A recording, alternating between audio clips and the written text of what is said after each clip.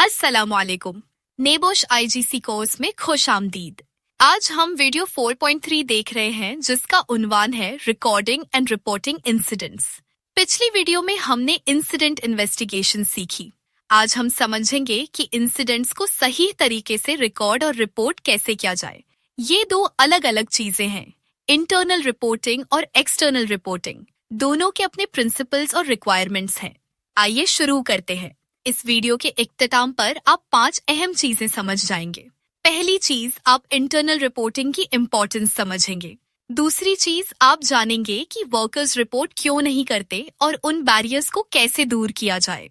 तीसरी चीज, आप समझेंगे कि इंसिडेंट्स का कौन सा रिकॉर्ड रखना चाहिए। चौथी चीज, आप सीरियस इंसिडेंट्स के लिए एस्केलेशन यानी इमीडिएट नोटिफिकेशन के प्रोसीजर्स जानेंगे।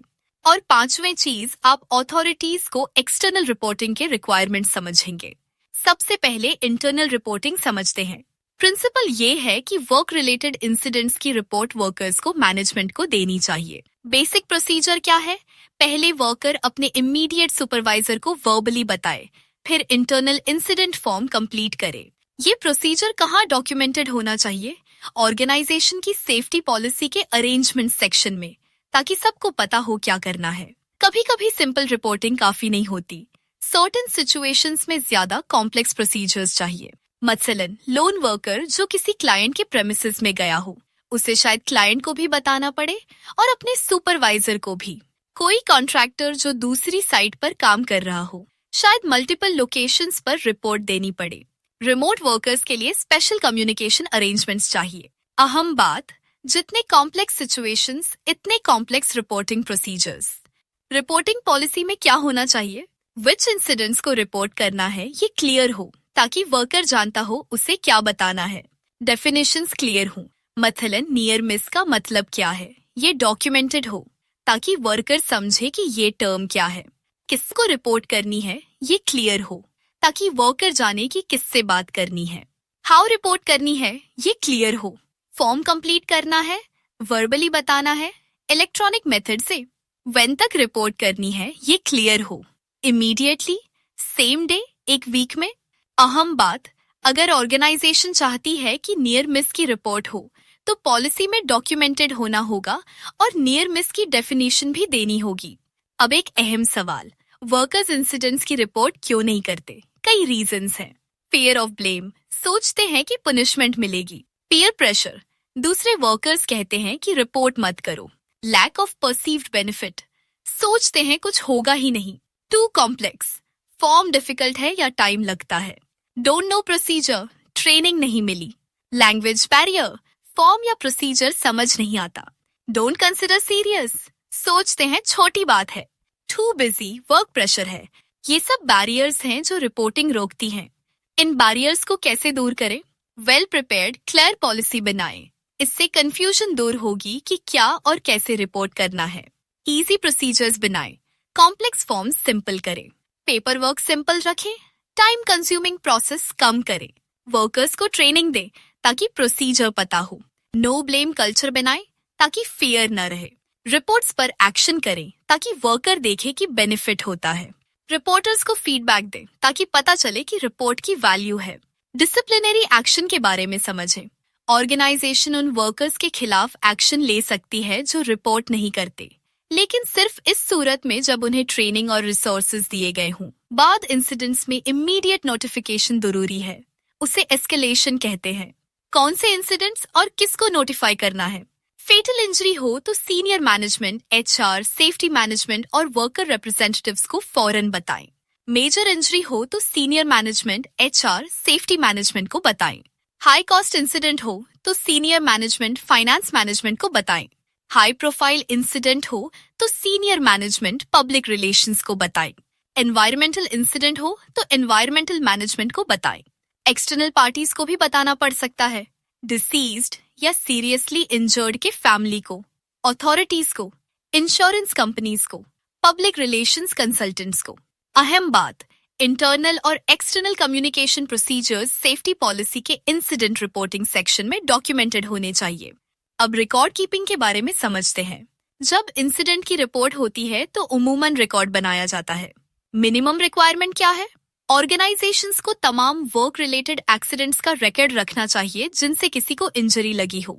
लीगल रिक्वायरमेंट्स क्या है?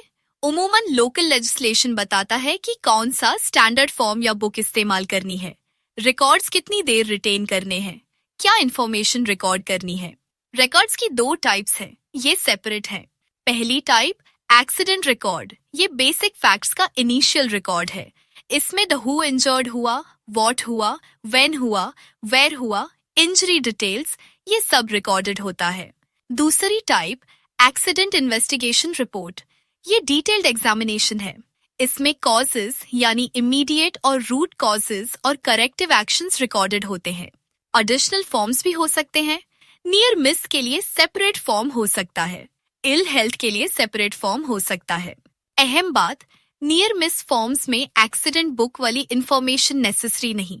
ज्यादातर नियर मिस का रिकॉर्ड रखने का स्पेसिफिक लीगल रिक्वायरमेंट नहीं होता। एक्सीडेंट रिकॉर्ड और इन्वेस्टिगेशन रिपोर्ट में डिफरेंस समझें। टाइमिंग के लिहाज से एक्सीडेंट रिकॉर्ड इमीडिएटली आफ्टर बनता है, इन्वेस्टिगेशन रिपोर्ट इन्वेस्टिगेशन कंप्लीट होने के बाद।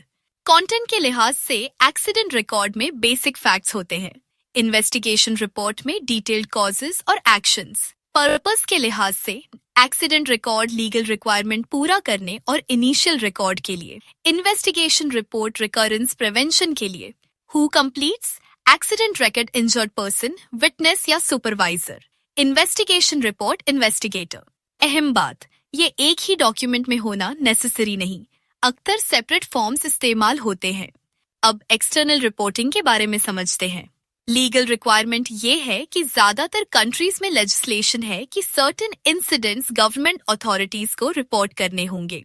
एक बात सब कंट्रीज में कॉमन है, फेटल एक्सीडेंट्स हर जगह रिपोर्टेबल होते हैं, लेकिन दूसरे इंसिडेंट्स की डिटेल्स कंट्रीज में डिफरेंट है। हर कंट्री का अपना लॉ है कि कौन से इंसिडेंट्स रिपोर्ट करने हैं। उमूमन कौन से इंसिडेंट्स रिपोर्टेबल होते हैं? फेटल एक्सीडेंट्स, वर्क रिलेटेड किसी भी कॉज से डेथ। मेजर इंजरीज, मसलन मशीन से हैंड कट जाना। डेंजरस ऑकरेंसेस, मसलन पैसेंजर लिफ्ट का यूज के दौरान फेल हो जाना। ऑक्यूपेशनल डिजीजेस, मसलन एस्बेस्टोस से कैंसर। लॉस्ट टाइम इंजरीज, जब वर्कर स्पेसिफाइड पीरियड तक नॉर्मल वर्क न कर सके। मेजर इंजरीज की एग्जाम्पल्स देखें। Amputations, finger, hand, arm, toe, foot, leg. Fractures, fingers और टोज के अलावा। लॉस ऑफ साइट, परमानेंट या टेम्पररी। क्रश इंजरीज, हेड या टॉर्सो की जिससे ब्रेन या ऑर्गन्स को डैमेज हो। बर्न्स, सीरियस बर्न्स जो लार्ज एरिया पर हो। अनकॉन्शियसनेस, इलेक्ट्रिक शॉक या एस्फिक्सिएशन से। हाइपोथर्मिया या हीट इलनेस, जिसके लिए हॉस्पिटल जाना पड़े। याद रखें, स्पेसिफिक डेफिनेशंस हर कंट्री में डिफरेंट है। हमेशा लोकल लेजिस्लेशन देखें। डेंजरस ऑकरेंसेस की एग्जाम्पल्स देखें, ये बगैर इंजरी के भी रिपोर्टेबल होते हैं। Collapse of load bearing equipment, fatality का बहुत लाइक्लीहुड था। एक्सप्लोजन या फायर, डेथ हो सकती थी। Release of hazardous substance, workers या पब्लिक की हेल्थ का रिस्क। इलेक्ट्रिकल शॉर्ट सर्किट से फायर, सीरियस डैमेज हो सकता था। स्कैफोल्ड कोलैप्स, वर्कर्स डी हो सकते थे। Uncontrolled release of pressure, explosion का पोटेंशियल था। अहम बात, किसी का इंजर्ड होना नेसेसरी नहीं, खुद इंसिडेंट ही रिपोर्ट का रिक्वायरमेंट है। ऑक्यूपेशनल डिजीजेस की एग्जाम्पल्स जो रिपोर्टेबल होती हैं। मेसोथेलियोमा, एस्बेस्टोस से लंग लाइनिंग का cancer. Occupational asthma, sensitising agent से। डर्माटिटिस, इरिटेंट से कॉन्टैक्ट से। लीड पॉइजनिंग, लीड एक्सपोजर से। Noise induced hearing loss, excessive noise से। Hand arm vibration syndrome, vibrating tools से। Carpal tunnel syndrome, repetitive work से। याद रखें, लिस्ट हर कंट्री में डिफरेंट है। लोकल लेजिस्लेशन देखें। रिपोर्ट कैसे और कब देनी है? उमूमन लोकल लेजिस्लेशन बताता है हाउ रिपोर्ट करनी है, कितने टाइम में देनी है, भूम को देनी है, व्हाट इंफॉर्मेशन देनी है। कॉमन टाइम फ्रेम्स क्या है? फेटल या मेजर इंजरी, इमीडिएटली फोन से फिर written report. Lost time injury, specified days में। डेंजरस अकरेंस, इमीडिएटली या फ्यू आवर्स में। ऑक्यूपेशनल डिजीज डायग्नोसिस होने पर। इंटरनेशनल स्टैंडर्ड्स के बारे में जानें। आईएलओ ने कई स्टैंडर्ड्स इशू किए हैं। प्रोटोकॉल P155 जो 2002 में आया, ये C155 के रिपोर्टिंग स्टैंडर्ड्स को एक्सपैंड करता है। कन्वेंशन C155 जो 1981 में आया। Occupational safety and health convention article 4 general reporting cover करता है। रिकमेंडेशन R194 इसमें उन डिजीजेस की लिस्ट है जो नेशनल गवर्नमेंट्स को रिपोर्ट की जानी चाहिए।